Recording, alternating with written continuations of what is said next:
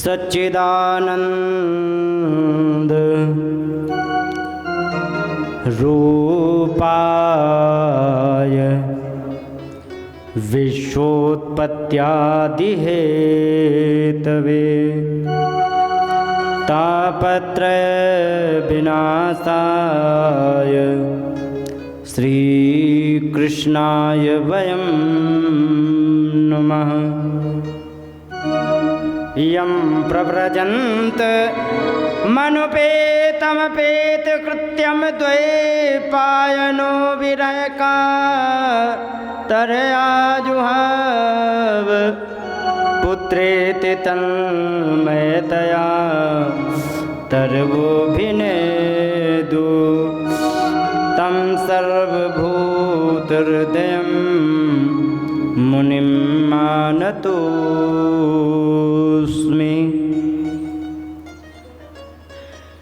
यहाँ पर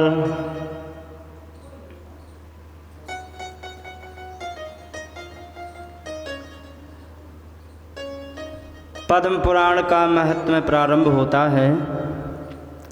तो पद्म पुराण के महात्म्य में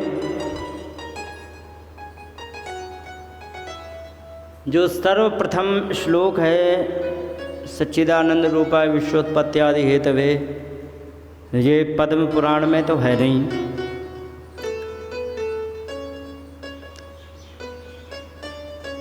विद्वान कहते हैं कि इस श्लोक को टीकाकार श्री 1008 अखंडानंद महाराज जी ने स्वयं लिखा हुआ है।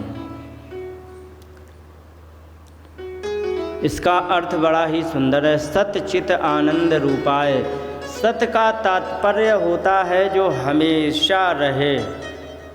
सत माने हमेशा रहने वाला। जैसे कि आप लोगों में माताओं ये बताओ, 100 साल पहले कौन कौन थे बताओ? हैं? नहीं, 100 साल पहले कौन था? जो 100 साल पीछे निकल गए, उस समय 100 साल पहले थे आप लोग? नहीं थे। अच्छा, 100 साल बाद में तक कौन कौन रहेगा बताओ? कोई नहीं रहेगा। तो एक बार बताओ माताजी, जैसे कि 100 साल पहले नहीं थे, 100 साल बाद का पता नहीं है, कोई नहीं रहेगा, तो क्या भगवान को कह सकते हैं कि आज के 1000 साल पहले भगवान थे या नहीं थे? भगवान तो होंगे ही। अच्छा, आगे जो समय है इसमें भगवान रहेंगे कि नहीं?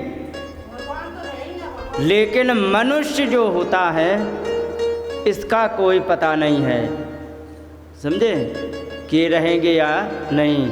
पर भगवान हमेशा रहेंगे, थे, हैं और रहेंगे। इसी को कहते हैं सत। ठीक है? सत का मतलब जो हमेशा विद्यमान रहे। और चित माने होता है ज्ञान स्वरूप या प्रकाश स्वरूप। ठीक है? और आनंद का मतलब होता है, आनंद चीज अलग होती है। आनंद ऐसा होता है जब एक बार आनंद जिसे आता है तो फिर जीवन में उसको आनंद ख़त्म नहीं होता है। ठीक है? और ये अनुभव तब होता है जब बहुत उच्च कोटि की भगवान की भक्ति की जाए, भगवान का नाम जाप किया जाए तब। ठीक है?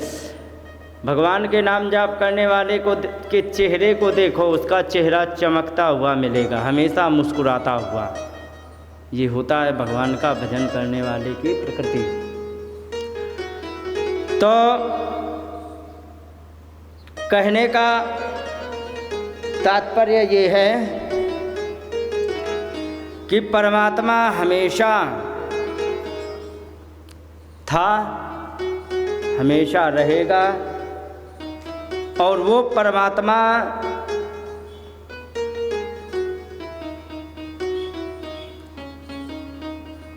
चित है, माने ज्ञान स्वरूप है। और वो परमात्मा आनंद स्वरूप है। जिसके मन में भगवान बस गए तो उसके जीवन में आनंद ही आनंद हो जाता है। तो ऐसे जो कि हैं कौन कहे कि विश्वोत्पत्त्यादि हेतवे, विश्व की उत्पत्ति आदि के हेतु माने कारण होता है। जो विश्व की उत्पत्ति आदि के कारण हैं। ये संसार हम लोगों ने बनाया है या भगवान ने? क्यों माता? इस संसार को भगवान ने बनाया, मैंने नहीं। अरे हमें तो खुद भगवान ने बनाया है, तो संसार को भी भगवान ने ही बनाया है। और उत्पत्ति के बाद आदि शब्द जोड़ दिया है। जो हिंदी पढ़े होंगे वे जानते होंगे, आदि शब्द यदि किसी के साथ जोड़ा जाता है तो तुम ऐसे मान लीजिए कि उसके साथ कई एक थे, ठीक है, लेकिन एक नाम से कह दिया तो सभी लोगों की गिनती हो गई। तो इस प्रकार से यहाँ पर वर्णन किया जाता है। जैसे कि माताओं में मैंने देखा है कि बहुत सी माताओं की कीर्तन मंडली होती है, मंदिर में बैठ के कीर्तन करती, उनकी एक मंडली होती। उनमें एक किसी को समझदार को वे लोग अध्यक्षा बना देती हैं, है ना। तो उस अध्यक्षा का नाम ले करके कह दिया जाए कि ये सुनीता माता जी की और आदि जितनी है माताएं सभी लोग आ जाएं। तो नाम एक लिया ना, लेकिन उसके ग्रुप की तो सब आ गई ना।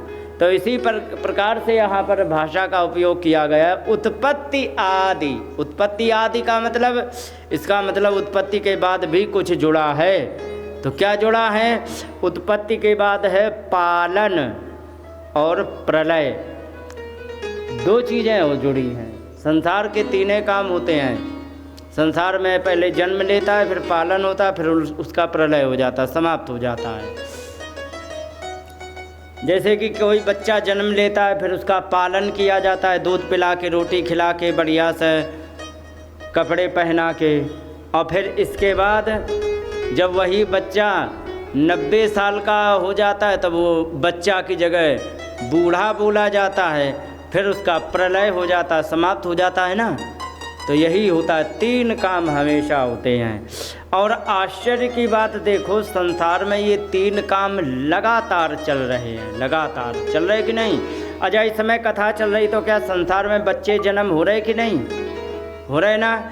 और पालन तो हो ही रहे, सब देख ही रहे, जो भी बच्चे खेल रहे सबका पालन हो रहा। तो क्या कोई राधे राधे नहीं हो रहा होगा इस समय, है ना। तो तीनों चीज़ें एक साथ चल रही कि नहीं। तो संसार ऐसा है कि तीनों चीज़ एक साथ, इसीलिए उत्पत्ति आदि, आदि का मतलब उत्पत्ति, पालन और प्रलय के ये कारण हैं। हेतु माने कारण हैं परमात्मा, जो कि तापत्रय विनाशाय, तीन तापों का नाश करने वाला। ताप का मतलब समझते हैं? ताप का मतलब होता है दुख, ठीक है।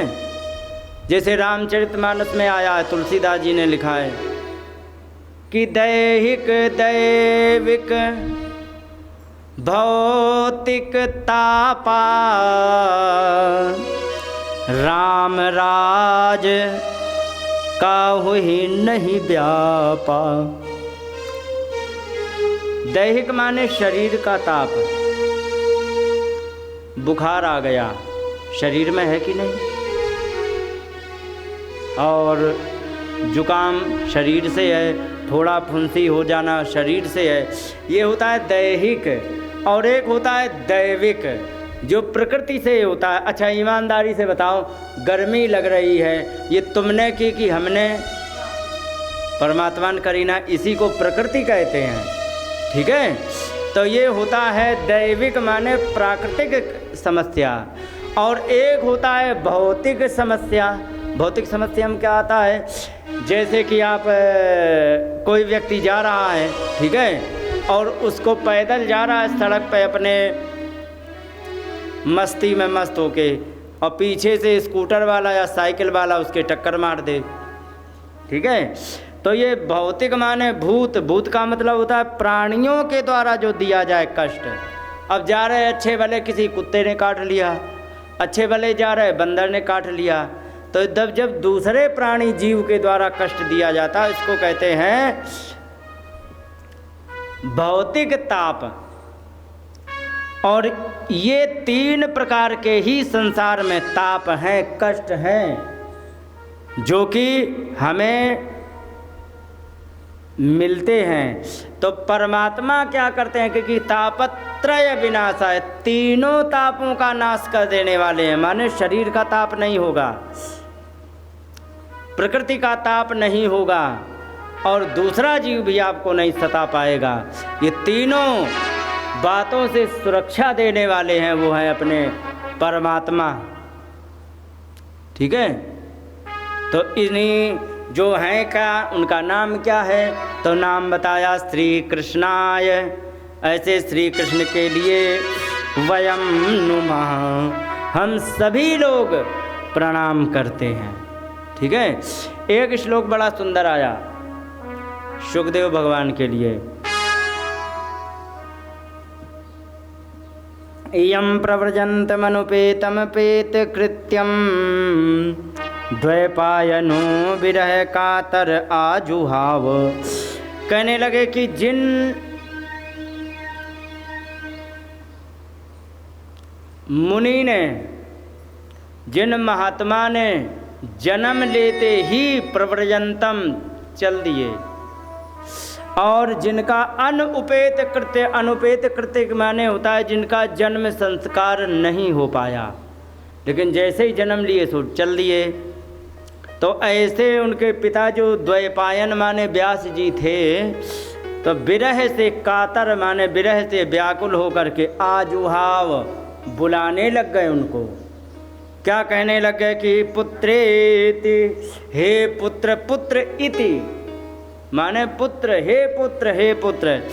तन्मयतया, तन्मय होकर के माने उन्हीं में मन लगा करके जब बुलाने लग गए, तो तरवो अभिनेदुः, वृक्षों ने उत्तर दिया। वे कहें हे पुत्र, और वृक्ष कहें हाँ पिताजी बताओ।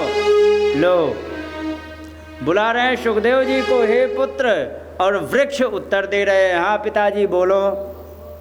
ऐसे तम उन सुखदेव भगवान को, जो सर्वभूत हृदय प्रत्येक प्राणी के अंतःकरण में रहने वाले, ऐसे मुनि महात्मा को आनतोष्मि, हम सभी लोग उनको प्रणाम करते हैं। इसके बाद यहाँ पर नैमिषे सूतमासीनम अविवाद महामतिम कथामृत रसास्वाद कुशला से उनको ब्रवीत कहने लगे कि एक बार की बात है, नैमिषारण्य उत्तर प्रदेश में सीतापुर जिले में एक नैमिषारण्य क्षेत्र है। अगर जो कोई जाते हैं, जो बस वगैरह जाती है जो 20,000 रुपये लेती है, ठीक है, तो वो नैमिषारण्य वगैरह घुमा करके तुम्हें लेके आती है। तो उत्तर प्रदेश में सीतापुर जिले में है नैमिषारण्य। तो महात्माओं ने वहाँ पर यज्ञ करना प्रारंभ किया, और उस यज्ञ में बहुत महात्मा है। सौनक अभी बताया ना कि जैसे कोई एक अध्यक्षा हो, माने मैनेजर हो एक, और बाकी उसकी कीर्तन मंडली की हो, ऐसे एक महात्मा थे जिनका नाम था सौनक, और उनके साथ उनके चेला वगैरह 88,000 महात्मा उनके साथ चला करते थे। तो ये सब आए और आ करके नैमिषारण्य में सब एकत्रित हुए।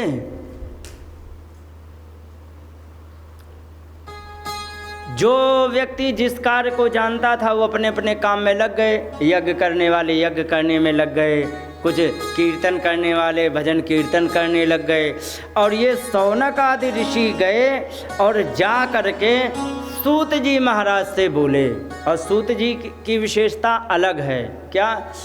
व्यास जी ने जिस समय सारे पुराणों, एक वेद का जिसका प्रणव नाम था उसके 4 हिस्से किए, और वेद के बाद शास्त्र लिखे, उपनिषद जो भी लिखे, तो वेद तो अलग अलग महात्माओं को सिखाया, आगे आएगा वर्णन, कल करेंगे उसका।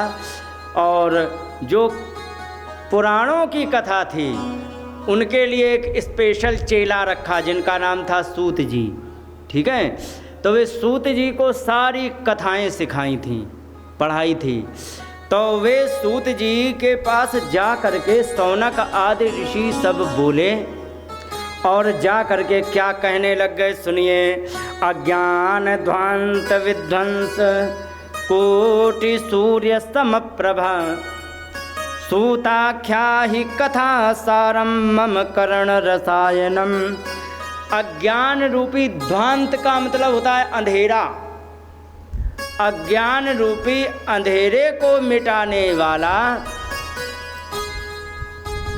जो आपका तेज, ज्ञान तेज है, जो कैसा है कि कोटि सूर्य, करोड़ों सूर्यों के समान आपके ज्ञान का प्रकाश है। तो हे सूत जी आख्याय ही, हमसे कहो, क्या कहो, कहे कि कथा सारम, कथा नहीं सुनानी है, क्या सुनानी है, अब कथा का सार कहो। कथाएं बहुत सुन ली, तब से कथाएं हो रही हैं हजारों साल से, आज तुम मुझे कथा का सार सुनाओ। सार का मतलब समझ दे? नहीं, मैं बता दूं।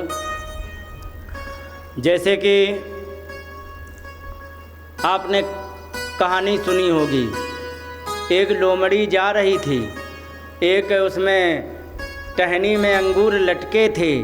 लोमड़ी ने उछल करके अंगूर तोड़ने की कोशिश की, लेकिन ऊंचाई अधिक होने के कारण वो नहीं पा पाई। तो जब वो नहीं तोड़ पाई, नहीं खा पाई, तो लोमड़ी कह रही है, हटा, अंगूर खट्टे हैं, है कि नहीं है? ये पाठ पढ़ा होगा सभी लोगों ने। तो इतने सारे पाठ का सार क्या है ये समझो। इतने बड़े पाठ का सार सिर्फ ये है कि जब हम वस्तु प्राप्त नहीं कर पाते हैं तो उसी वस्तु पर हमें दोष दृष्टि हो जाती है। ये है कथा का मतलब, पाठ का सार। तो अभी तक कहने का मतलब, जब बहुत बड़ी कोई कथा सुनाई जाए और उसका सार जब एक वाक्य में लिख दिया जाए, उसे कहते कथा का सार।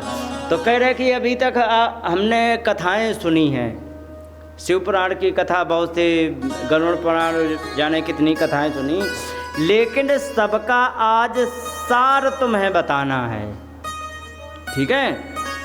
और जो हो कैसा कि मम कर्ण रसायनम, मेरे कानों के लिए रसायन की तरह लगे। माता जी आपको पता नहीं होगा, क्योंकि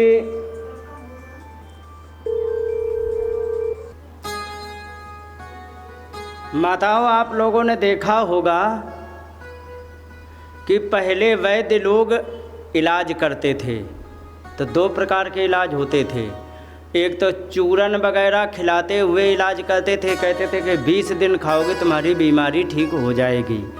और एक ऐसा इलाज करते थे, शायद किसी बड़े बूढ़े से सुना होगा, कि पत्थर पर लकीर मार देते थे और कह देते थे इस पर शहद डाल करके इनको चटा दो, 10 मिनट में ठीक हो जाएंगे।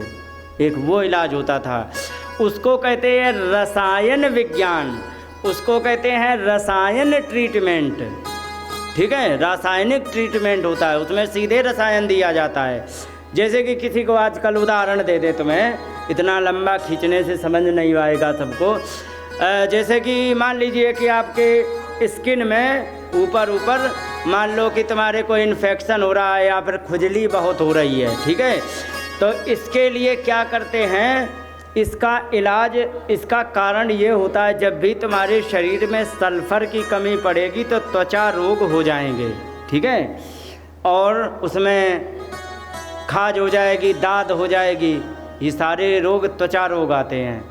तो अगर जो ये हो गए तो इसका मतलब होता है कि तुम्हारे अंदर सल्फ़र की कमी हो गई है। तो सल्फ़र की कमी के लिए एक तो वैद्य क्या करते हैं कि जिसमें सल्फ़र अधिक है, जैसे कि अदरक में सल्फ़र अधिक है, लहसुन में सल्फ़र अधिक है, प्याज में सल्फ़र अधिक है, और जिसमें सल्फ़र अधिक होता है वो महक देता है। जैसे कि प्याज खाने के बाद महक देता है कि नहीं? अब तुम्हें नहीं देता होगा क्योंकि आदत पड़ गई है, और जिसने ना खाया हो वो खा के देखा है, फिर पता लगता है। एक बार डकार जिस समय आती तो उल्टी करने की इच्छा होती है, और जिसे आदत पड़ जाती वो नहीं जान पाता है। तो इससे जिसमें सल्फ़र अधिक होता है उसकी महक आती है, ठीक है। तो महक जिसमें सल्फ़र अधिक होगा वैद्य उसे कहेंगे तुम ये खाना शुरू कर दो, ये खाना ज़्यादा शुरू कर दो, तो त्वचा रोग ठीक हो जाता है। और अगर जो वही मरीज होम्योपैथिक डॉक्टर के यहाँ यदि पहुँच जाए तो वो होम्योपैथिक वाला जो डॉक्टर होगा वो सीधे तुम्हें सल्फ़र देगा। वो पोटेंसी कुछ भी हो सकती है, 30 की पोटेंसी हो सकती है, 200 की पोटेंसी हो सकती है, या 1 m की हो सकती है ना। तो इस हिसाब की पोटेंसी का वो डायरेक्ट सल्फ़र देगा। और सच में 2 बूंद सल्फ़र देने से 1 m का 2 बूंद सल्फ़र दे दिया जाए मुंह में तो वो 3-4 दिन के अंदर सारा का सारा त्वचा रोग समाप्त हो जाता है। उसे कहते हैं रसायन। तो यहाँ पर रसायन का मतलब शायद आप समझ गए होंगे, जो सीधे किसी पेड़ पौधे के उसमें ना दे करके केमिकल, सीधे उस पेड़ पौधे से ही केमिकल निकाल के उसे दे दिया जाए। जैसे कि सल्फ़र होता है और जैसे तुलसी में पारा होता है, तो आयुर्वेद शास्त्रों में पारा निकालने का बड़ा आसान तरीका दिया है। तो जैसे कि पेड़ से सीधे पारा निकाल के यदि दे दिया जाए तो सीधे रसायन शास्त्र हो गया, ठीक है। और एक ऐसा होता है जो तुलसी की पत्ती को पीस करके दे दे तो उससे धीरे धीरे पारा मिले, तो एक वो अलग होता है। एक तुलसी की पत्ती से ही पारा निकाल के सीधे दे दिया जाए तो वो रसायन हो गया। रसायन का लाभ ये होता है कि जो वो 20 दिन में ठीक करता है तो ये कर देता है मात्र और मात्र 1 दिन में ठीक। तो हमें ऐसी कथाएं श्रवण कराएं जो मम कर्ण रसायनम, कानों के लिए रसायन की तरह हो, जो हम सुने और तुरंत हमें लाभ हो और तुरंत आनंद की अनुभूति हो, और इस प्रकार से होना चाहिए। इसलिए सूत आख्यायी है, सूत आख्यायी मुझे कहो, कथा सारम, कथा का सार कहो, जो मम कर्ण रसायनम, मेरे कानों के लिए ये रसायन के जैसा हो।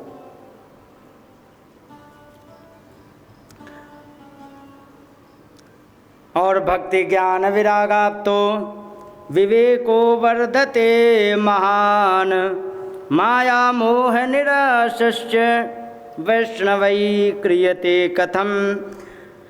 एक तो हमें ऐसा ज्ञान सुनाइए जो भक्ति ज्ञान और वैराग से आप्त माने होता है पर्याप्त। पर्याप्त का मतलब संपूर्ण रूप से। घड़े में जल डालते हैं, पानी भरते ना, और भरते भरते इतना भर लिया कि केवल ढकने की जगह है। 1 गिलास यदि पानी डाला जाए तो सारा फैल जाए, इतना भर दे, उसे कहते हैं पर्याप्त भरा हुआ। इसी को संस्कृत में आप्त कहते हैं। तो ऐसा ज्ञान हो जो भक्ति ज्ञान विराग से आप्त माने परिपूर्ण हो, और विवेको वर्धते महान, और विवेक को बढ़ाने वाला होना चाहिए। एक बात और बताइए कि माया मोह निराशश्च, माया और मोह से दूर होने के लिए वैष्णवई ही माने वैष्णव भक्तों के द्वारा क्रियते कथम, उनके द्वारा क्या कार्य किए जाते हैं, क्या साधन किए जाते हैं, आप मुझे ये बता दीजिए। एक बात और कही कि इह घोरे कलयु प्रायउ, इस भयंकर कलयुग में जीवश्चासुरताम गतः, जीव प्रायः करके असुरताम गतः, राक्षस बन गया है। अच्छा माता जी, जीव राक्षस बना है कि नहीं है? बन गया। कैसे?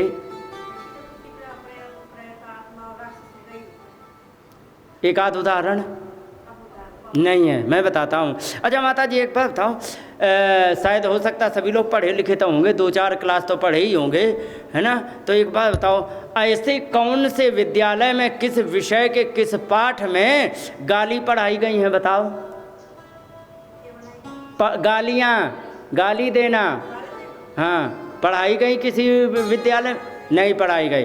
तो सच बताना, क्या गाली देता है व्यक्ति की? नहीं देता है ना।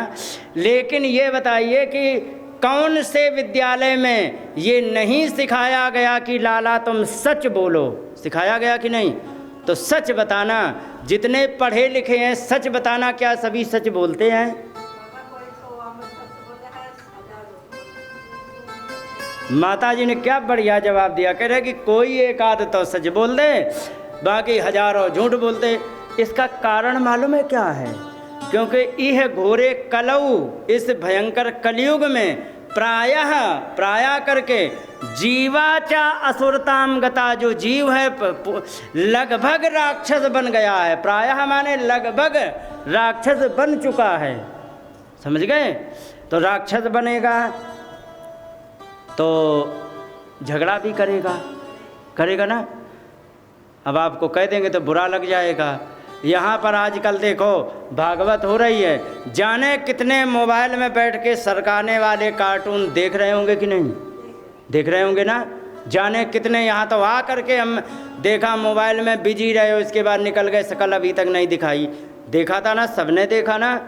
तो ये बताइए, ये केवल असुरता की पहचान है कि नहीं? असुर का मतलब मालूम है क्या होता है? असुर की कई एक पहचान होती है। जो अच्छे कार्यों से किनारा कर ले वो असुर ही होता है, ठीक है? और दुष्ट की एक पहचान होती है, दुष्ट की ये पहचान होती है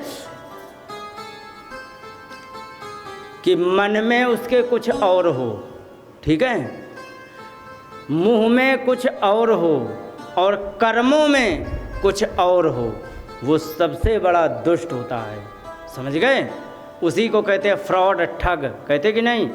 भाई कोई ठगी करेगा तो कितना प्रेम दिखाएगा कि नहीं? लेकिन मन में क्या चल रहा कि हम इनको कैसे हम ठग पावे, है कि नहीं? और मन में चल रहा कि कैसे ठगेंगे तुम्हें, ठीक है? और मुंह से प्रेम दिखाएगा और काम भी ऐसे दिखाएगा करके जो लगे कि हाँ तुम्हें विश्वास हो जाए कि हाँ लगे ये हमारे भले का काम कर रहा है ना, होता है कि नहीं? लेकिन यथार्थ में उसका लक्ष्य क्या है? ठगने का। इन्हें दुष्ट कहते हैं। और ये किसी के भी सगे नहीं होते हैं। और भगवान यदि सबसे ज़्यादा किसी से द्वेष करते हैं तो वो मात्र दुष्ट व्यक्ति से द्वेष करते हैं, समझ गए? जब व्यक्ति दुष्टता को प्राप्त हो जाएगा, जब व्यक्ति असुरता को प्राप्त हो जाएगा, तो असुर लोगों की एक पहचान होती है। क्या? असुर लोग हमेशा कुछ ना कुछ बवाल करते हैं, करते कि नहीं? उदाहरण दे दें, पाकिस्तान को देख लो। जब तक भारत में घुसने का रास्ता खुला था तो भारत में बम फोड़ते थे, और जैसे ही भारत में घुसने का रास्ता बंद हो गया तो अपने ही आप फोड़ लेते हैं कि कहाँ जाएंगे, उतने यहीं ट्राई करो। तो आपको रोज़ टेलीविज़न पर सुनाई पड़ता होगा कि आज यहाँ पर बम फोड़ दिया, आज यहाँ टीटीपी ने बम फोड़ दिया, आज यहाँ पर उसने बम फोड़ा। सुनाई पड़ता है कि नहीं? पाकिस्तान में ही दुष्टों की पहचान ही यही होती है कि या तो वो दूसरे से लड़ेगा, दूसरा नहीं मिलेगा तो अपने ही घर से लड़ेगा, समझ गए? उस शांति से अच्छे काम करेगा नहीं। और जब लड़ेगा आपस में तो परिणाम क्या होगा? अच्छा, दुष्टता का मतलब राक्षस हो गया, इसका एक पहचान और तुम्हें बता दें। एक ज़माना वो था, आप अपने बचपन में सोचना, माता पिता चाचा ताऊ पहले आस पड़ोस में बहुत बढ़िया प्रेम व्यवहार से रहते थे कि नहीं? आज बगल वाला घर है वो उससे नहीं बोल रहा, उसके बगल वाला घर वो उससे है कि नहीं है? तो ये दुष्टता की पहचान है। जैसे कि दूसरा उदाहरण दें, अच्छा 20 नहीं 1000 भेड़ें हों, ठीक है? भेड़ समझते हो? 1000 भेड़ों को एक बड़े से हॉल में बंद कर दो रात में और अगले दिन खोलो, तो सच बताना उस 1000 भेड़ों में कितनी मिलेंगी? लगभग सभी मिलेंगी। मिलेंगी कि नहीं? और अगर जो अलग अलग मोहल्ले के एक कमरे में 20 कुत्ते बंद कर दो तो कितने मिलेंगे सवेरे? देखो मिलेंगे? नहीं मिलेंगे। तो ये होता ही है, दुष्ट लोग होते वो लड़ते ही हैं। तो जब लड़ेंगे आपस में तो क्लेश बढ़ेगा, बढ़ेगा कि नहीं? तो जब क्लेश बढ़ेगा तो कहा क्लेशाक्रांतस्य तस्यैव, जब क्लेश से आक्रांत माने चारों तरफ से घिर जाएंगे तो तस्यैव उन सभी के लिए शोधने किम परायणम, उनको शांत करने के लिए, शुद्ध करने के लिए किम परायणम, किसका आश्रय लिया जाए? सीधा सा मतलब ये है, किसका आश्रय लिया जाए। और इसके बाद यहाँ पर कहा गया है कि एक बार और बता दीजिए, श्रेयसाम यद भवे श्रेया पावनानाम च पावनम, कल्याणों में जो सबसे श्रेष्ठ कल्याण करने वाला हो और पवित्रों में जो सबसे ज़्यादा पवित्र हो, और कृष्ण प्राप्ति कर्म शाश्वत, कृष्ण को प्राप्त करने वाला ऐसा शाश्वत माने लगातार का साधनम, उस साधन को तत्वद अधुना, वो इस समय हमें बताओ कैसा। एक तो सबसे होना चाहिए स्त्रियथाम माने कल्याण में भी कल्याण करने वाला, दूसरा पावन से भी पावन माने पवित्र से पवित्र, तीसरी कंडीशन कि कृष्ण प्राप्त कर्म, जो कृष्ण को प्राप्त कराने वाला है ऐसा शाश्वत माने निरंतर के लिए हो, टेम्परेरी नहीं। हाँ अच्छा एक बात बताओ माता, अगर जो कोई पीतल की चैन होती है गले में पहनते हैं, उसमें सोने का पानी चढ़वा लेते हैं, चढ़वाते कि नहीं? तो है ना, तो वो सोने जैसी दिखने लगती है, लेकिन 2 महीने बाद काली काली दिखती है। लेकिन अगर जो ओरिजिनल सोना हो तो 2 महीना क्या है, 2 पीढ़ी बाद कैसा दिखेगा? वैसे ही दिखेगा। तो हमें टेम्परेरी सॉल्यूशन नहीं चाहिए ना, परमानेंट, शाश्वत माने परमानेंट सॉल्यूशन चाहिए।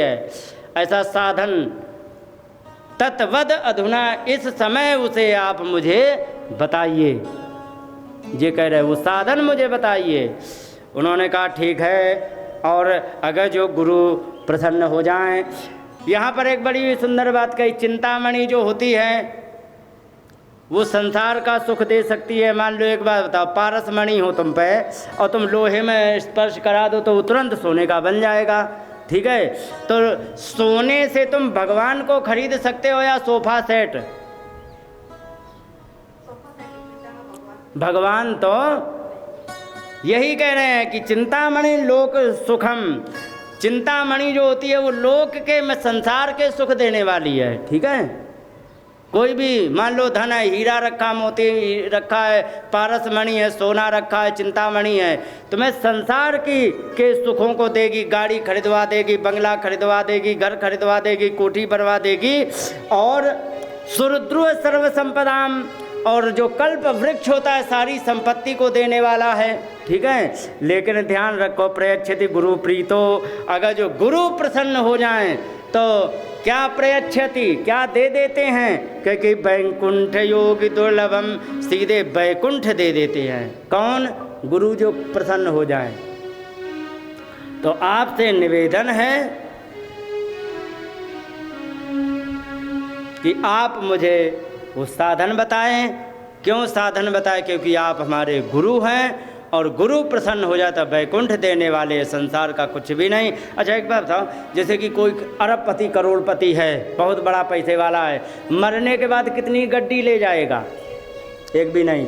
अगर जो उसके पास कुछ भी नहीं हो लेकिन भगवान का भजन उसने अखंड किया हो, और वह कुछ नहीं, पहनने को ढंग से कपड़े नहीं, तो मरने के बाद क्या ले जाएगा? ले जाएगा ना? तो कौन सी संपत्ति है? अच्छा मतलब 10 रुपये तुम्हारे हैं, ठीक है, तो वो यहाँ पर काम आएंगे, मरने के बाद नहीं। लेकिन भगवान का भजन यहाँ काम आएगा कि नहीं आएगा? मरने के बाद आएगा कि नहीं? और फिर मरने के बाद अगला जन्म होगा, उसमें आएगा काम कि नहीं? तो ये कौन सा धन है जो अनेकों जन्म तक टिका रहे? या वो वाला धन जो आज कमाओ कल कोई चोर लूट ले जाए तो खड़े हो गए बाजार में खाली हाथ? कौन सा धन असली है? राम नाम। एक प्रश्न का और उत्तर दो। बड़े बढ़िया माता जी, बड़ी अच्छी लगी आप। एक बार बताओ माता, संसार से जब कोई व्यक्ति जाएगा तो क्या क्या ले जाएगा यहाँ से? कुछ नहीं ले जाएगा, खाली हाथ जाएगा, कुछ भी नहीं ले जाएगा।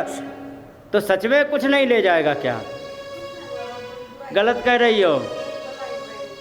भलाई बुराई तो यहीं रहेगी, 4 दिन की। ले जाता है, क्या ले जाता है? अपने हुए किए हुए कर्मों का परिणाम ले जाता है। समझ गए? परिणाम लेके जाएगा। अच्छा किया है तो सीधे स्वर्ग जाएगा, बुरा किया है तो नरक में डाल के धुलाई होगी तबीयत से। हर व्यक्ति यहाँ से लेके क्योंकि लेके भी कुछ नहीं आए, लेके भी कुछ नहीं जाएंगे, गलत जवाब है। लेके भी हम आए हैं, जिसका नाम है प्रारब्ध। होता है कि नहीं? अगर जो कुछ लेके नहीं आए तो पंडित जी से कुंडली क्यों बनवाते हो? ले पंडित जी देखो इसमें क्या लिखा है। जब कुछ लेके ही नहीं आए तो कुंडली क्यों बनवा रहे, बताओ? फिर पंडित जी बताते, अरे वाह क्या बात है, इनके राजयोग लगा है, एक विपरीत राजयोग लगा है, एक लक्ष्मी नारायण योग लगा है, और इनके 3 ग्रह अपने ही स्वग्रही हैं, 2 ग्रह उच्च के हैं, बड़ा अच्छा लाभ होगा। बड़ा कहते कि नहीं? तो वो कहाँ से आ गया? वो कहीं से नहीं आया है। जो पिछला कमा के लाए हो ना, उसका वो कुंडली जो होती है ना, वो तुम्हारा अकाउंट होता है। ठीक है? और उस अकाउंट में कितना क्या है उसको देख करके अंदाज़ा लगा लिया जाता। ठीक है? और फिर जो तुम यहाँ करोगे इसका और जुड़ जाएगा। ठीक है? तो आगे जा करके काम आएगा। तो यही चीज़ें होती है।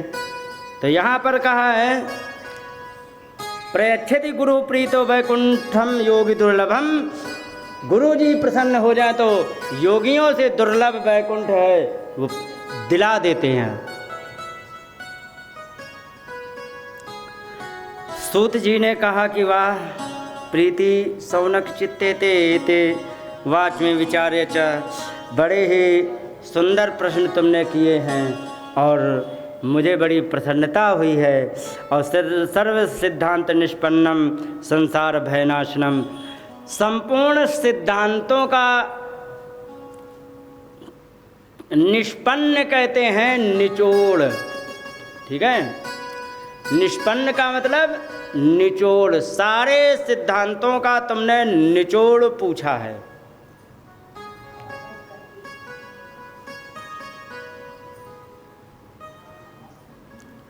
और संसार भयनाशनम, संसार रूप का जो भय बना रहता है इसको नाश करने वाला है। बड़ा ही सुंदर प्रश्न आपने किया है। और आपने एक बात और कही है, संसार भयनाशनम का मतलब क्या है? कि काल व्याल मुखग्रास त्रास निर्णास हेतवे श्रीमद्भागवतम शास्त्रम कलौ कीरेण भासितम। काल रूपी व्याल, सबके जीवन में काल रूपी व्याल माने सर्प। ठीक है? लगा है सबके जीवन में पीछे कि नहीं? लगा है कि नहीं? नहीं दिख रहा ना? कह दे नहीं लगा है।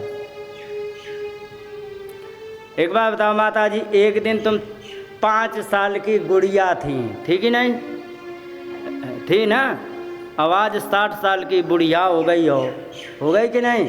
तो काल तुम्हारे पीछे पड़ा है कि नहीं पड़ा है? अच्छा एक बात बताओ, जब 5 साल की थी, मान लीजिए तुम्हारी उम्र 100 साल है कंप्लीट, कलयुग की जितनी बताई गई, हाई स्कोर 100 साल, कोई क्रॉस कर जाता, कोई 60 में ही राधे राधे हो जाता। सपोज दैट आपकी उम्र 100 साल है। ठीक है? टोटल। तो जब 5 साल की थी तब तुम्हारी उम्र कितनी बाकी थी? 95। ठीक है ना? अब आज तुम 60 साल की हो गई तो कितनी बाकी है? 40 साल बचे, है ना? तो तुम्हारी उम्र घटी की बढ़ी? घटी है ना? भाई सीधी सी बात है, रेलवे स्टेशन पर खड़ी हुई ट्रेन के जैसी ज़िंदगी है। कैसे? कि इस ट्रेन का एक निर्धारित स्टेशन है चलने का, और निर्धारित स्टेशन है जो आखिरी में उसकी सेवा समाप्त हो जाएगी। जयपुर से तुम दिल्ली की मान लो, तो जयपुर में जब तक खड़ी है तब तक तो जयपुर की दिल्ली की दूरी जितनी है उतनी है कि नहीं है। और अगर जो जयपुर से चलना शुरू कर दी, नीम का थाना आ गई, रेवाड़ी आ गई, तो सच बताना दिल्ली और जयपुर के मतलब ट्रेन से दिल्ली की दूरी कम हो गई कि ज़्यादा हुई? कम हो गई। और धीरे धीरे धीरे धीरे चलते चलते चलते चलते पहुंच गए गुड़गांव, तो बिल्कुल आखिरी बस बस बस यात्री कहते बस बस बस 10 मिनट बैठो बस पहुंचने ही वाले हैं, ठीक है। तो धीरे धीरे करके पहुंच रही उसी स्टेशन पे कि नहीं। इसी प्रकार से अपने भी 2 ही स्टेशन हैं, ठीक है, 2 स्टेशन है मात्र। कौन? एक तो छोड़ के आ गए जिसका नाम है जन्म, छोड़ा है कि नहीं। और जन्म के बाद आखिरी स्टेशन बचा है कौन सा? बस। तो यात्रा किसकी तरफ चालू है? मरण की तरफ चालू है। हाँ, बीच बीच में छोटे छोटे स्टेशन मिलेंगे, जैसे कि ब्याह हो गया, आहा बड़े खुश हो गए, ये स्टेशन है कि नहीं। फिर 2 साल बाद लाला हो गया, आहा बहुत प्रसन्न भये, लाला हुआ। फिर कुछ दिन बाद और लाला हुआ, प्रसन्न हो गए, ठीक है। फिर कुछ दिन बाद लाला का ब्याह हो गया, आहा बड़े प्रसन्न भये, हमारी बहू आ गई, है ना। फिर पोता हो गया, होते हैं प्रसन्न कि नहीं। और पोता होने के बाद खत्म, फिर जिंदगी चलती ही रहती, लगातार चल रही कि नहीं। इतने ही स्टेशन आते हैं बीच में, और चलते चलते चलते चलते एक दिन वो आता है कि गाड़ी जाके खड़ी हो जाती है, हो जाती कि नहीं। और फिर क्या होता है? राम नाम, यही हो रहा है। तो कहने का मतलब कोई भी व्यक्ति है, कोई भी जीव है, ठीक है, सब कुछ टाल सकता है। आपत्ति आई उसे टाल सकता है, ठीक है, सब टाल सकता है, लेकिन मृत्यु नहीं टाली जा सकती है। लेकिन एक बात बता, मृत्यु तो बिल्कुल निश्चित है, नहीं टाली जा सकती है, लेकिन मृत्यु का जो भय है ना, भय, वो खत्म किया जा सकता है, समझ रहे। जैसे कि कमांडो जिस समय अपने फौज को ट्रेनिंग देता है, तो वो ये कह देता है कि तुम्हारा जीवन भारत माता के लिए है, अगर जो इसके रक्षा के लिए शहीद हो गए तो तुम्हारा नाम स्वर्णिम अक्षरों में लिखा जाएगा, कह दिया जाता कि नहीं। तो वो इतना निर्भय हो जाता है फौजी कि मृत्यु नहीं आएगी, ये तो ऐसी बात नहीं है, लेकिन मृत्यु के डर को समाप्त कर देता, तभी तो जा कर के खड़ा हो जाता है, खड़ा हो जाता कि नहीं। और फिर एक बात और बताते हैं, लड़ाई तभी अच्छी होती है जब अपने अंदर का डर खत्म हो, और खुद के पैर कांपते हों तो दुश्मन से क्या लड़ेगा, है कि नहीं। तो मृत्यु का कभी भी, मृत्यु तो नहीं टाली जा सकती, लेकिन मृत्यु के भय को तो टाला जा सकता है। तो बस मृत्यु के भय को टालना है। कह रहे कि कालव्याल मुखग्रास, तो जिस प्रकार से रेलगाड़ी आगे चल रही है, इसी प्रकार से हम तुम सब के सब काल रूपी सर्प के मुख में बैठे हुए हैं, और बैठ करके धीरे धीरे धीरे धीरे धीरे धीरे सरकते जा रहे हैं। तो यहाँ पर कहा कालव्याल मुखग्रास, काल रूपी सर्प के मुख में पड़ा हुआ। ग्रास माने रोटी, ग्रास समझते हैं क्या होता है? हाँ, वही होता है ग्रास, माने रोटी तोड़ी, सब्जी में या दाल में गीली कर ली, अब वो जो ले जा रहे हैं उसे ग्रास कहते हैं। तो सारे के सारे जीव काल रूपी सर्प के मुख के अंदर पड़ा हुआ ग्रास की तरह है, समझ गए। तो ग्रास की तरह यदि पड़ा हुआ है तो धीरे धीरे, अच्छा ग्रास जब मुंह में जाता है तो चबाते हैं तो धीरे धीरे अंदर सरकता है कि नहीं। तो इसी प्रकार से प्रत्येक जीव धीरे धीरे सरकता हुआ चला जा रहा है, और जाते जाते जो बिल्कुल अंदर पहुंच गए तो उनके तुरंत 4 लोग लाद के चल देते, पीछे बारात जैसी चल देती है ना। और जो अभी बीच में लटका है तो खड़े हैं, बैठे हैं, ठीक है, लेकिन पड़े सब काल के ही ग्रास बने भय। तो उसके त्रास निर्णास हेतवे, डर को दूर करने के लिए क्या है कि श्रीमद् भागवतम शास्त्रम कलौ कीरेण भाषितम, वो केवल और केवल एक साधन है जिसका नाम है श्रीमद् भागवत कथा, और जो कलयुग में कीर माने सुखदेव जी के द्वारा कही गई है। इसका आश्रय ले लो और इसके बाद तुम्हारा जीवन सार्थक हो जाएगा। एतस्मादपरम किंचित मनः शुद्धैव न विद्यते, इसके अतिरिक्त, किसके? एतस्मात् अपरम किंचित, एतस्मात् माने इसके अतिरिक्त, किसके? श्रीमद् भागवत कथा के अतिरिक्त। मनः शुद्धै न विद्यते, मन को शुद्ध करने के लिए दूसरा कोई भी साधन नहीं है। और एक बात और बता दें, जन्मांतरे भवेत पुण्यम तदा भागवतम लभेत, जब जन्म जन्मांतर के पुण्य तुम्हारे होते हैं तभी तुम्हें भागवत की कथा, भगवान के नाम की चर्चा और भगवान के नाम में लगने वाला मन तुम्हें तभी प्राप्त होता है। नहीं तो मैंने देखा है कि लोग यहाँ कथा चल रही है, वे अपनी सेल्फी खींचने में लगे रहते कि नहीं? यहाँ कथा चल रही अलग, उनकी कथा चल रही अलग। ये क्यों हो रहा? क्योंकि उनके इतने पुण्य ही नहीं है जो ध्यान से सुन सकें।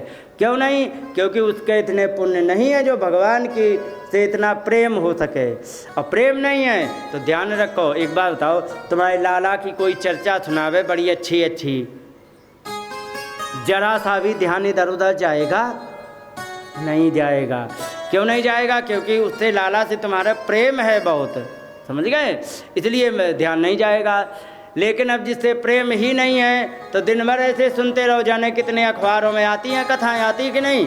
जाने कितने अखबारों में आज उन्होंने ऐसा कर दिया, उन्होंने ऐसा। तुम ध्यान देते हो कि नहीं? दूसरे दिन तो याद भी नहीं रहती है, सच है कि नहीं? तो यही चीज़ें होती हैं। जिससे प्रेम होता है उसकी चर्चा सुनने में अच्छा लगता है। जिसके अंदर प्रेम, जिसके लिए नहीं होता उसकी चर्चा सुनने में कुछ मन नहीं लगेगा।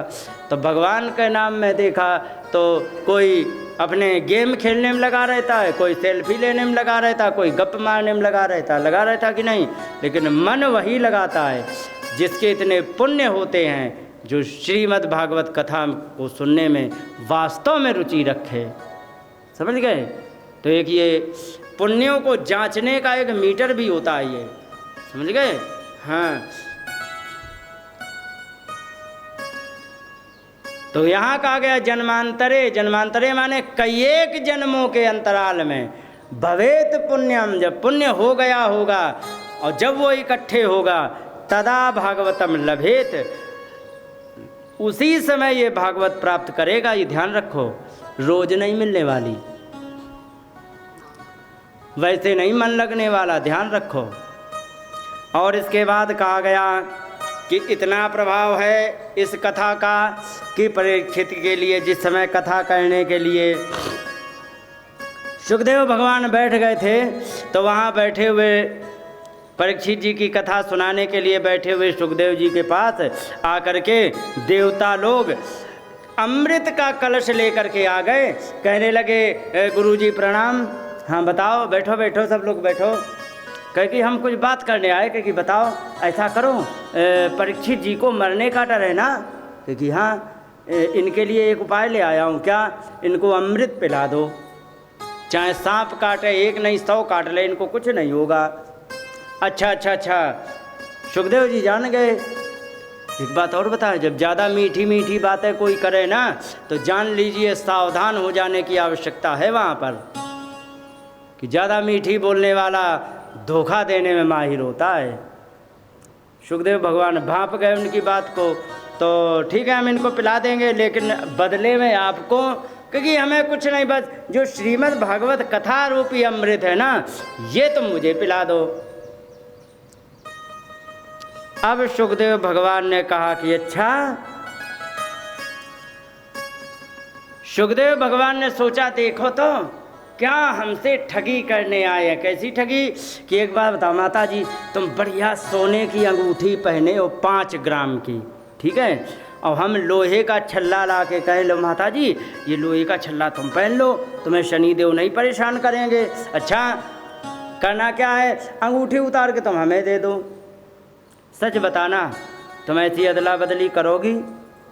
नहीं करेंगी ना। तो वैसे सुखदेव भगवान ने किया, भगा दिया उन्होंने।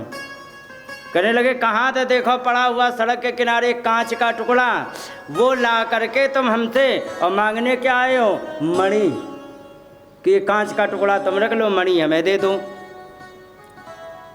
स्वर्ग का जो अमृत है वो कांच के टुकड़े जैसा है, उस शरीर को जीवित रख सकता है, ठीक है, लेकिन हमारे पुण्यों को जीवित नहीं रखेगा, ठीक है। और एक बात और बताते, अगर जो तुम अमृत खा लोगे तो इस जन्म में लंबी ज़िंदगी प्राप्त करोगे, सच है कि नहीं? तो अमृत ले करके तुमने लंबी ज़िंदगी प्राप्त हुई, तो उसमें अगर जो जरा सा भी मन भटक गया कि पता लगा कि अब तो मरेंगे ही नहीं, तो ईमानदारी से बताओ आजकल का व्यक्ति पुण्य करेगा कि पाप? पाप करेगा। क्यों? जब उसे पता है कि हम मरने वाले हैं फिर भी दूसरे को नहीं समझ रहा है, और जब उसे ये पता लग जाए कि हम अमृत पी लेंगे तो दूसरे को क्या समझेगा? फिर तो और पाप करेगा। तो अमृत जो पी करके कभी भी पुण्य नहीं बढ़ेंगे, और अगर जो पुण्य नहीं बढ़े, पाप बढ़ गए, तो जब तक नहीं मरने देगा तब तक नहीं मरने, जिस समय मरने देगा उस समय जो दुर्दशा होगी तो जन्म जन्मांतर के का समय लग जाएगा, लेकिन उसके कभी शुद्धिकरण नहीं हो पाएगा। लेकिन अगर जो तुमने श्रीमद् भागवत कथा सुन ली तो अनेकों जन्म हो जाएंगे, सब में लंबा जीवन और धन धान्य से संपन्न जीवन मिलेगा, कई जीवन तुम्हें सुख मिल जाएगा। तो अमृत पी के फायदा है कि भागवत कथा को श्रवण करके। लेकिन एक चीज़ और बता दें, श्रीमद् भागवत कथा जो है ना, ये सुन करके कान से सुन ली निकल गए, इसके लिए नहीं है, समझ गए? इसके लिए नहीं है। किसके लिए है? अच्छा एक बात बताओ, मान लीजिए किसी को बुखार आ गया हो, ठीक है, और जेब में टैबलेट डाले हो और बार बार कहे देखो ये टैबलेट का ये नाम है, ये बुखार में काम आती है, इसको हम खाएंगे और जिस समय हम खाएंगे तुरंत बुखार उतर जाएगा, ऐसा बक रहा है लेकिन खा नहीं रहा है, तो सच बताना बुखार उतर जाएगा? नहीं उतरेगा। तो एक बात और बता दे, भागवत कथा को केवल सुनते ही सुनते रहो, आचरण में ना लाने की कोशिश करो, तो वैसे ही मान लो कि बीमार होकर के टैबलेट जेब में डाले होकर के भी तुम्हारी बीमारी ठीक नहीं होने वाली है। समझ गए? ये शास्त्र है। शास्त्र जो है ना, जीना और मरना दोनों सिखाता है, ठीक है। हम ऐसा कैसा जीवन जिए जिससे मृत्यु आसान हो जाए, समझ गए? तो एक बार बताओ, अगर जो कोई बहुत बड़ा अपराध किया हो, मान लो कि उसने 10, 20, 50 मर्डर किए हों और कोर्ट में खड़ा कर दिया गया है, ठीक है, तो क्या मर्डर करने वाले को नहीं पता है कि अब जिस समय ये जज साहब अपना फैसला सुनाएंगे कि तो सीधे फांसी की सज़ा सुनाएंगे, सच है कि नहीं? तो सुनो, एक तो अपराध करके भी मरोगे, दुनिया गाली देगी कि नहीं, और एक अच्छे काम करके मरोगे बिना चिंता के, तो दुनिया आदर करेगी कि नहीं? तो वही वाला मरना ये सिखाती है भागवत। मरना तो सबको है, लेकिन वो वाली मृत्यु देना सिखाती है भागवत कि इस जीवन में सुखी जियो, जब मरो सुख से मरो, और जब अगला जन्म पाओ सुख से जीवन जियो। ये वाला मरना श्रीमद् भागवत सिखाती है, और इस जन्म को जीना अच्छा सिखाती है, अगले जन्म को भी जीना सिखाती है। इसलिए ये होगा कब? जब तक इसके बताए हुए नियम को आप अपने जीवन में धारण नहीं करोगे तब तक, ठीक है।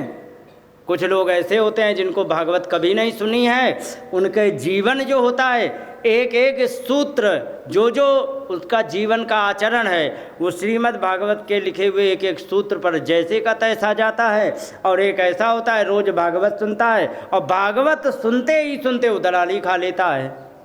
खा लेता कि नहीं? तो क्या उसे पता नहीं है कि ये हराम का धन है, हमारे जिस समय हम इसको खाएंगे तो डाइजेस्ट होगा ये कि नहीं होगा? उसे पता है, कि इससे हमारा परिवार नहीं, हमारी पूरी जनरेशन आगे वाली बिगड़ जाएगी। लेकिन फिर भी वो कर रहा है, क्यों? क्योंकि उसने आचरण में नहीं ज्ञान लिया है। और ज्ञान, एक बात और बता दें, जो ज्ञान आचरण में ना हो तो ऐसा ज्ञान प्राप्त करके किसी का भी भला नहीं हुआ है। क्योंकि जो ज्ञान आचरण में नहीं होता है ना, वो केवल और केवल दूसरे से बहस करने के लिए होता है कि नहीं? और जो आचरण में ज्ञान होता है ना, वो कभी किसी से बहस नहीं करेगा। वो सीधी सी बात है, एक बार कह देगा तुम्हें ऐसे ऐसे जीवन जीना चाहिए, यही जीवन तुम्हारे लिए सुखी जीवन रहेगा, और जियोगे फायदे में रहोगे, नहीं जियोगे तो तुम मरोगे, तुमसे कोई बहस नहीं। मान जाओगे तो तुम सुधारोगे अपना, नहीं मानोगे तो मेरा कुछ नहीं जाने वाला, तुम्हारा ही बिगड़ेगा। इतना कह के आगे बढ़ जाएगा। बहस करी उसने सीधी बात कही।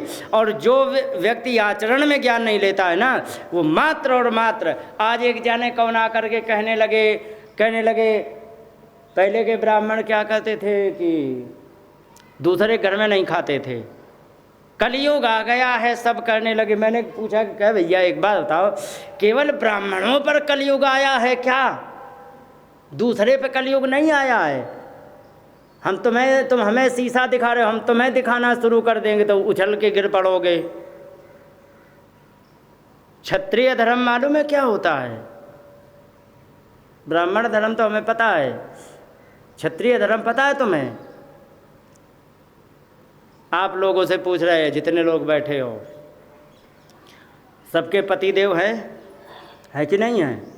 और सबके बालक बच्चे हैं? सच बताना, पतिदेव और बालक बच्चों में कितने का यज्ञोपवीत हुआ है? बताओ, कितने लोगों ने यज्ञोपवीत कराया है? तो उपदेश मालूम है तब करना चाहिए जब हम अच्छी तरह से परिपक्व हों। इसीलिए हम किसी से बहस नहीं करते। क्यों? अरे भैया हम कलयुगी जीव हैं, 1000 गलतियां हम कहते तुम्हें हम शीशा क्या दिखाएं, पहले हम खुद देख लें। ठीक है, प्रयास करते अच्छे से अच्छा हो जाए, तब भी गलतियां तो होती ही रहती है। क्योंकि एक तो परदेश में पड़े हैं, बिना आश्रय के पड़े, मंदिर में पड़े हैं, तो हमें तो जैसी व्यवस्था मिले उसमें एडजस्ट करना है, तो उसमें नियम भंग भी हो जाता है, मैं खुद जानता हूँ। लेकिन नियम भंग ना करो तो भूखे मरो, समझ गए? एक धर्म होता है, एक आपद धर्म होता है। ठीक है, तो ये चीज़ें होती। लेकिन दूसरे को उपदेश नहीं देना चाहिए, देना तब चाहिए जब अपने अंदर झांक लेना चाहिए। तो सच बता दें, जिस व्यक्ति के जीवन में ज्ञान आचरण में होता वो कभी बहस नहीं करेगा। ठीक है, और जिस व्यक्ति के जीवन में ज्ञान मुंह पर है, आचरण में नहीं, वो केवल और केवल उसका वो लाभ तो कुछ ले नहीं पा रहा, तो इतना ही लाभ लेता कि हम कैसे बहस करें, ऐसे हम नीचा दिखाएं, बस। दूसरा उसके ज्ञान का कोई भी उपयोग, समझ रहे हैं? तो इसलिए हम आज आपको बता दें, जो भी यहाँ पर सूत्र बताए जाएं, यदि तुमने जीवन में धारण कर लिए, जैसे गीता के सूत्र तुमने जीवन में धारण कर लिए, तो दुनिया की बात छोड़ दो।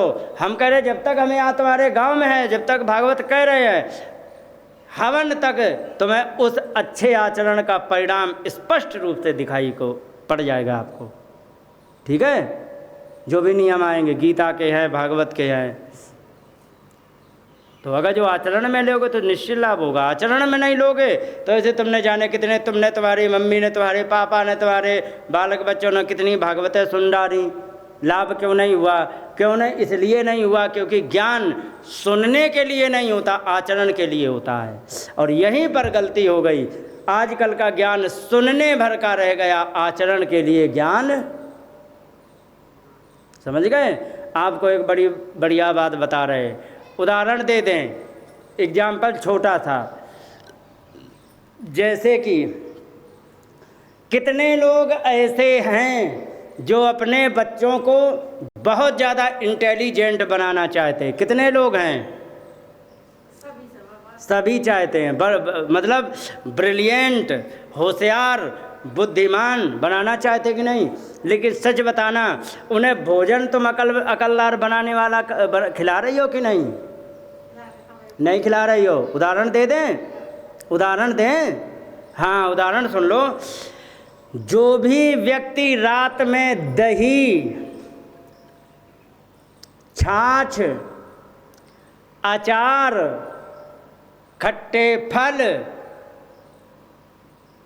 रात में और मूली रात में जो भी व्यक्ति खिलाएगा अपने बच्चों को, उसकी बुद्धि जड़ हो जाएगी। कैसी हो जाएगी? जड़, IQ खत्म। ये मैंने देखा है और इसका परिणाम मुझे तुम्हारे क्षेत्र राजस्थान में देखने को मिला। मालूम है क्या? 80 साल के होते व्यक्ति पागल हो रहा है। समझ रहे हो? 80 साल के क्रॉस करते करते व्यक्ति पूर्ण रूप से पागल हो रहा है। जैसे कि माता जी का भी बताया था मैंने हरिपुरा में, वे आ जाए तो हमारे प्राण कांप जाते थे। ऐसा क्यों हो रहा है? क्योंकि धीरे धीरे धीरे धीरे धीरे धीरे करके बहुत स्लो पॉइजन दे करके तुमने उसके दिमाग को ख़त्म किया है। और ये विधिवत, योजनाबद्ध और अच्छी तरह से तरीके से तुमने अपने घर में लागू करके उन्हें पागल बनाया है। एक बात और बता दें, पहले के हमारे नाना नानी दादा दादी कहते थे, जो गलती से कहते हमें छाछ चाहिए, रात में छाछ नहीं, दूध लेना हो जितना लेना लो, रात में छाछ नहीं दे सकते, अचार नहीं दे सकते, ये नहीं दे सकते, नहीं देते थे। तो आज वास्तव में उसका प्रभाव हमें ये मिला कि जिस विषय को लोग पढ़ते पढ़ते 20-20 साल लगा चुके हैं, 5 साल में कंप्लीट कर लिया। क्योंकि हमारे परिवार में वो वाला भोजन नहीं कराया गया जिससे हमारा IQ लेवल ख़त्म हो जाए। समझ गए? तो इसलिए ज्ञान जो होता है ना, वो आचरण का ज्ञान ही तुम्हारे काम आएगा। जितनी माताएं मुस्कुरा रही, सब जान रहे कि हमने खूब रात में दही अचार खिलाया है। खिलाया कि नहीं? एक ये देखो बड़ी मुस्कुरा गई, तुम्हें दिखा दें पहले। एक ये मुस्कुरा गई घूंघट में, वे मुस्कुरा रही हैं हाथ लगाए, और एक ये मुस्कुरा रही। हाँ, सब लोग देख रहे हैं।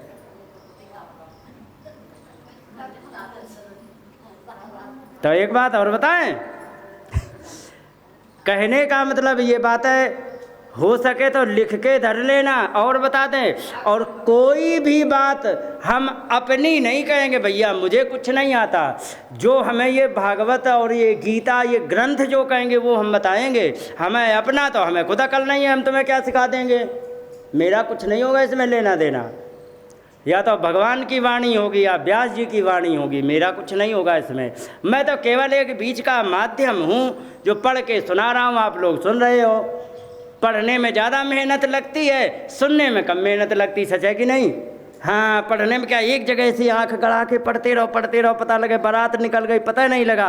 आओ तुम सुन रही हो तो सुनने में इधर भी देख लो, पड़ोसन चुगली कर रही वो भी देख लो, है ना, पानी आने वाला वो भी देख लो, कथा भी सुनते जाओ, बीच बीच में एक आध बार व्यास जी को देख लो, इच्छा हो तो, अच्छे लगे तो। हमारा जैसा हो तो वो भी मत देखो, सच है कि नहीं? लेकिन कथा तो चल ही रही है। तो सुनने में वास्तव में मेहनत कम लगती है, पढ़ने में जो हम 7 दिन कथा सुनाएंगे तो 6 साल की मेहनत लगी तब हम सुना पाएंगे। समझ गए? तो इतना समय लगेगा, एक दिन का मतलब 1 साल, तब हमारा काम होता है। ये तो भागवत की बात बता रहे, व्याकरण का जोड़ दे तो 10 साल हो गई।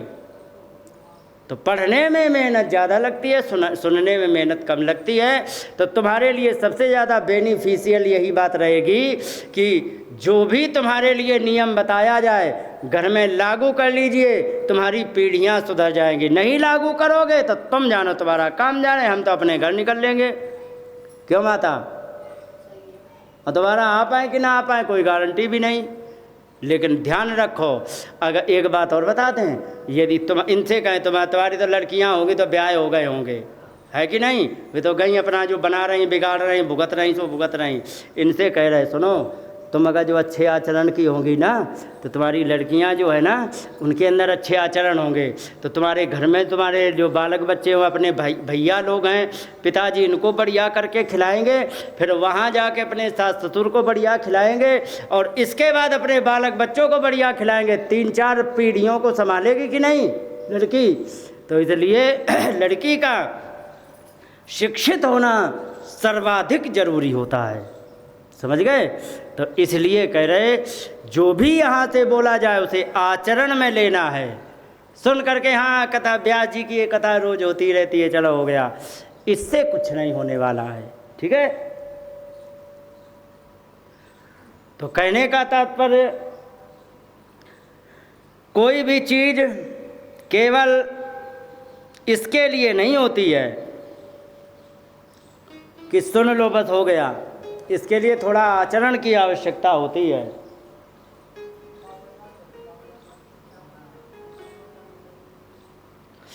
आचरण में यदि लोगे बहुत लाभ रहेगा। तो यहाँ पर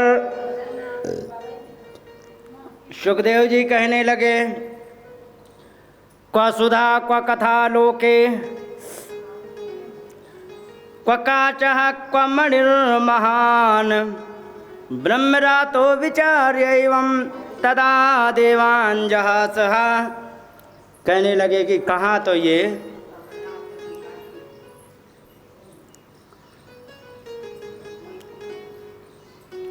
देवलोक की का अमृत का सुधा, कहाँ देवलोक का अमृत और कहाँ ये कथामृत, कथा रूपी अमृत कैसा है? कह कि क्व कांचा, कहाँ कांच के जैसा और कहाँ मणि के जैसा है। देवता का अमृत कांच के जैसा और कथा रूपी अमृत मणि के जैसा है। कांच चमकती है तब तक चमकती है, अगर जो एक बार रगड़ गई पत्थर पे तो चमक रहेगी, लेकिन मणि हमेशा चमकती है और हमेशा चमकने के कारण उसकी चमक कभी ख़त्म नहीं होती है।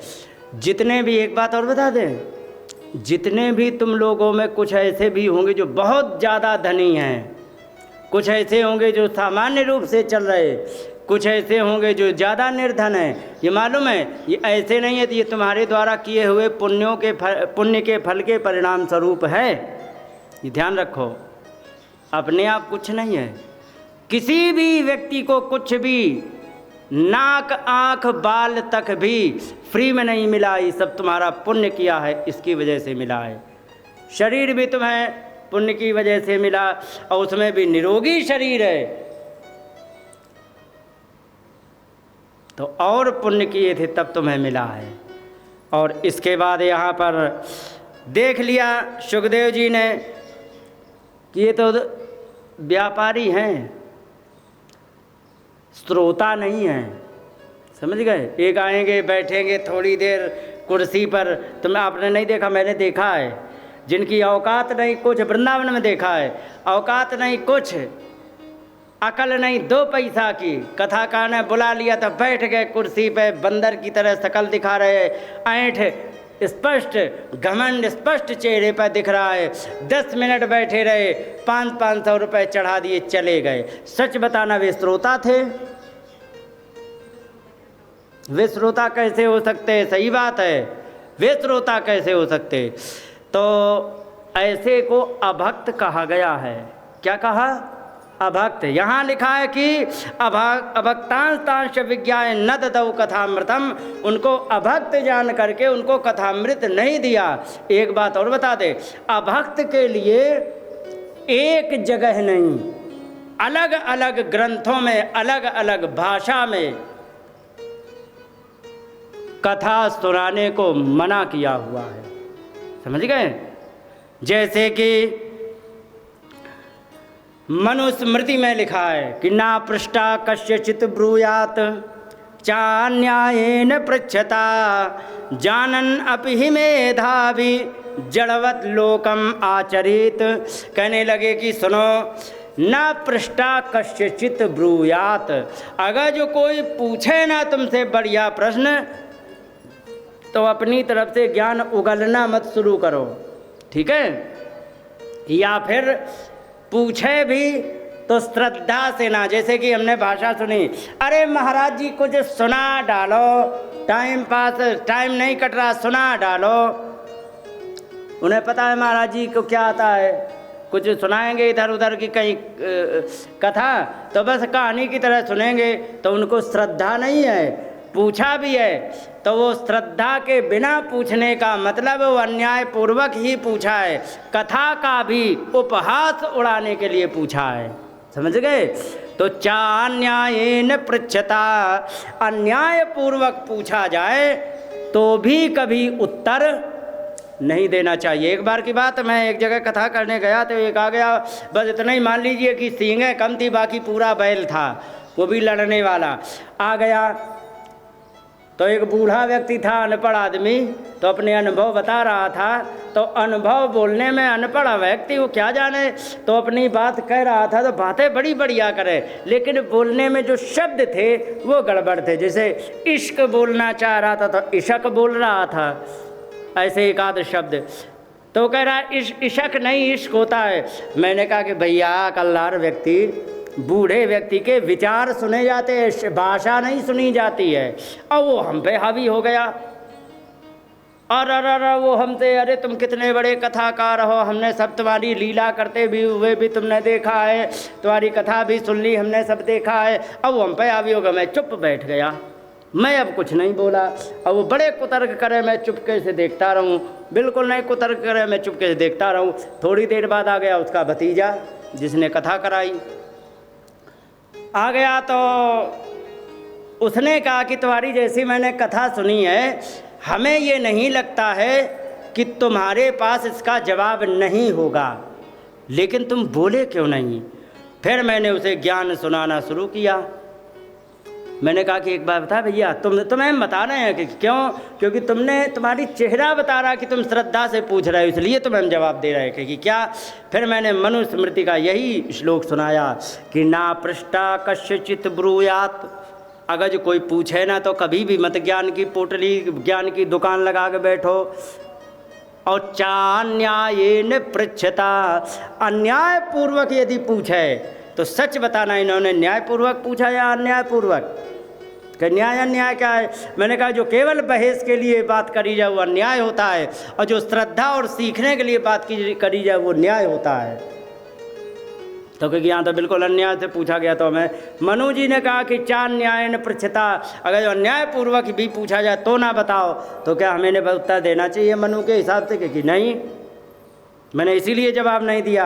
कई जानन अप ही मेधावी, जानते हुए भी विद्वान को जड़वत लोकम आचरित, मूर्ख की तरह चुप बना रहे कि हमें कुछ आता ही नहीं। ये मनु जी ने कहा है, किसके लिए? जिसके अंदर श्रद्धा ना हो उसके लिए। और इसके बाद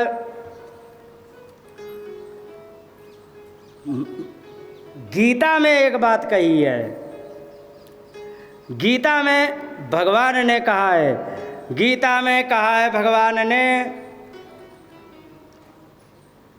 कि जिस व्यक्ति को अगर जो ये कथा समझ में ना आए तो उसे कभी भी नहीं सुनाना चाहिए। जो व्यक्ति, लिखा है कि इदम तेना तपस्काय, ये जो गीता 18वें में आखिरी में कहा है, एकदम वार्निंग देते हुए, किसने? भगवान ने वार्निंग देते हुए भगवान ने कहा कि इदम न तेन तपस्काय, ये जो ज्ञान मैंने तुम्हें अभी 18 अध्याय में सुना दिया, ना तपस्काय, जिसने कभी तपस्या ना की हो। तपस्या का मतलब जिसने जिंदगी भर क्रिकेट खेला हो, जिंदगी में संघर्ष ना किया हो। तपस्या का मतलब होता है संघर्ष, समझ गए? भोजन बनाते समय गर्मी लगती कि नहीं, तो वो तुम्हारी तपस्या है। और कुछ लड़कियां ऐसी होती है जिन्होंने रोटी आज तक नहीं बनाई, 20-20 साल की हो गई, हो सकता है 2-4 का तुम्हारे ही गाँव में निकल आए, मैंने तो देखी है अपनी आंखों से। तो उन्होंने तपस्या नहीं की है, तभी तो रोटी बनानी नहीं आती है। तो तपस्या का मतलब जिसने संघर्ष ना किया हो। मोटे शब्दों में, आजकल के शब्दों में बता दें, इदम तेन तपस्का, जिसने संघर्ष ना किया हो, जिसने तपस्या ना की हो। ना भक्ताय कदाचन, अभक्त को कभी भी ये ज्ञान नहीं सुनाना चाहिए।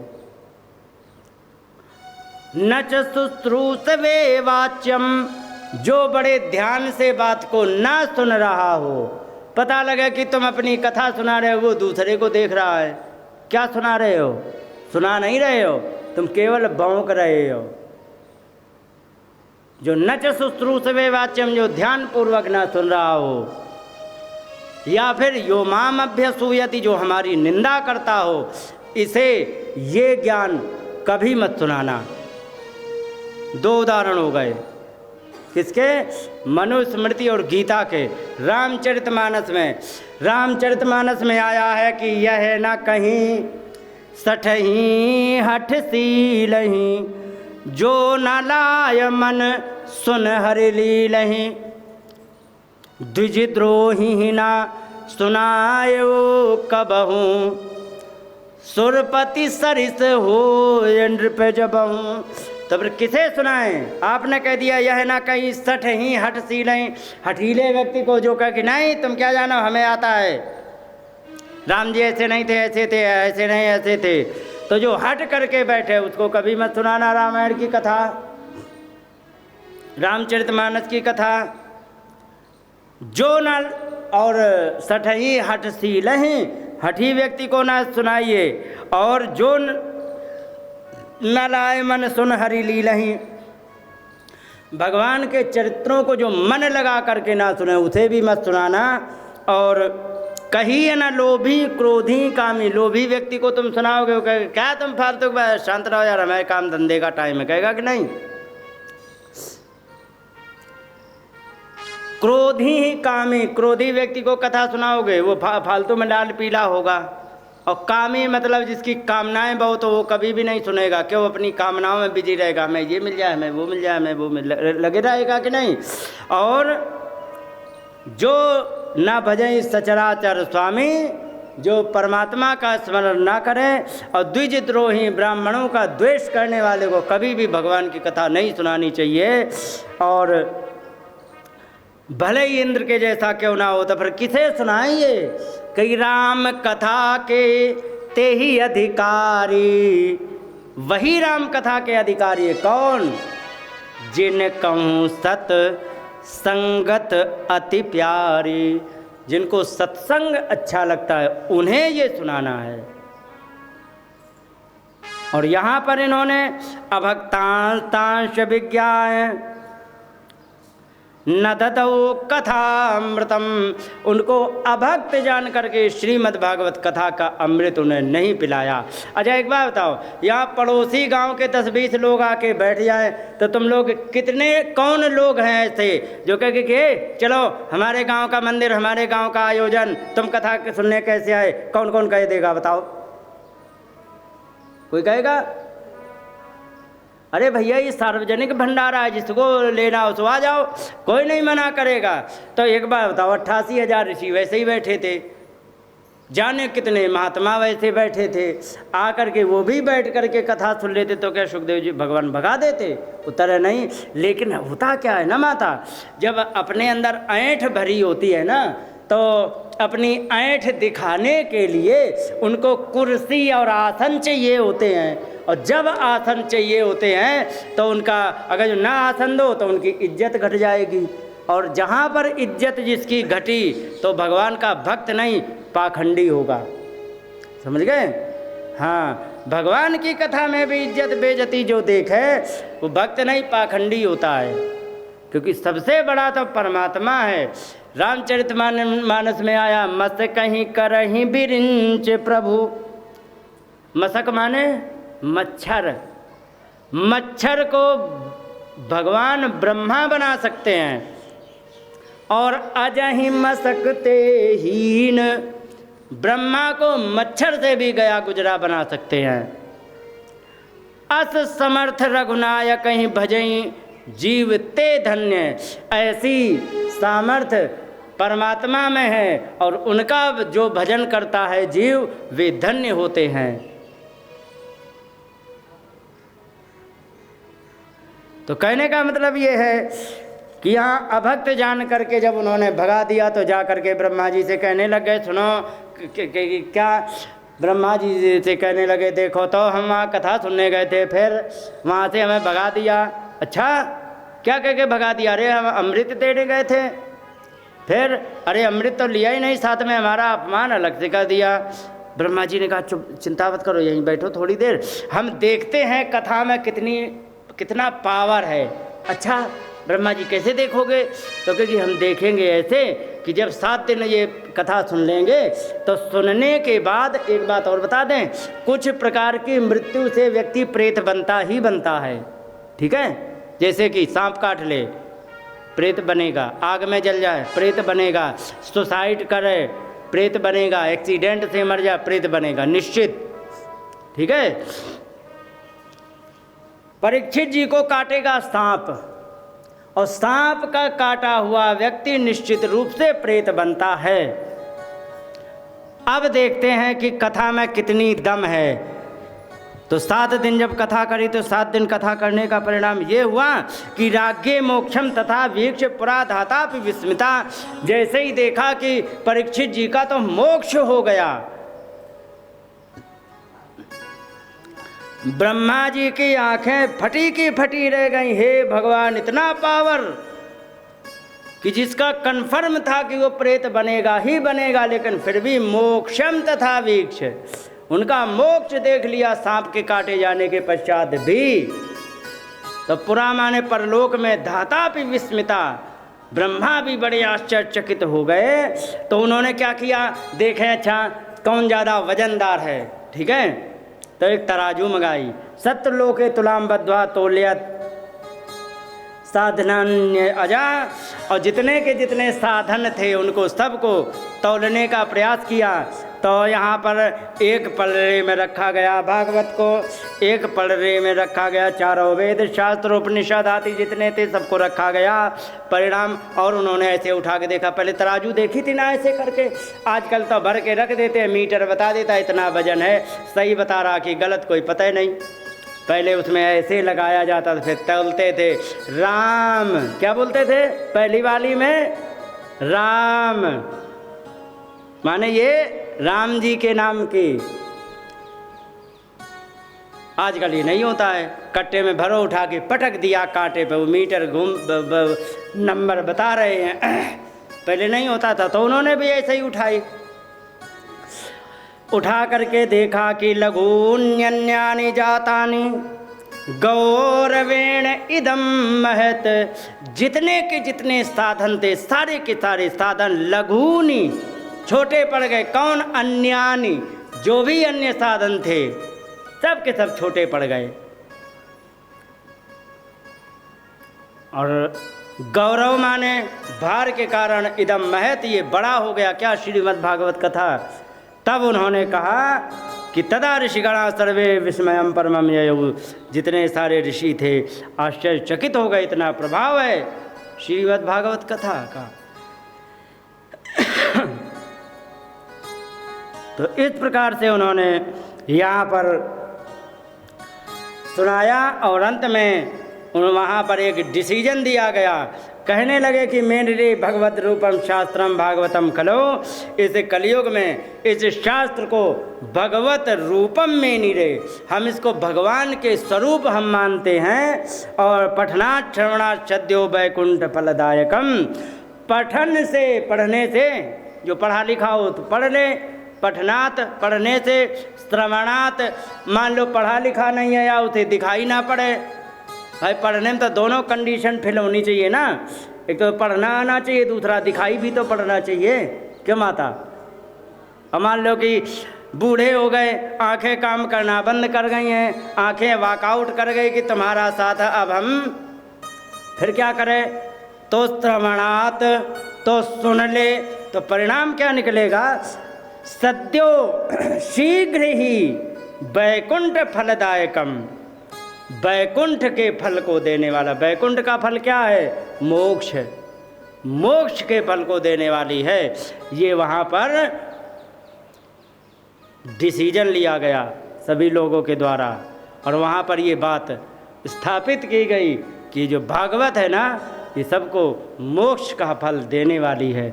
बोलिए गोविंद भगवान की जय।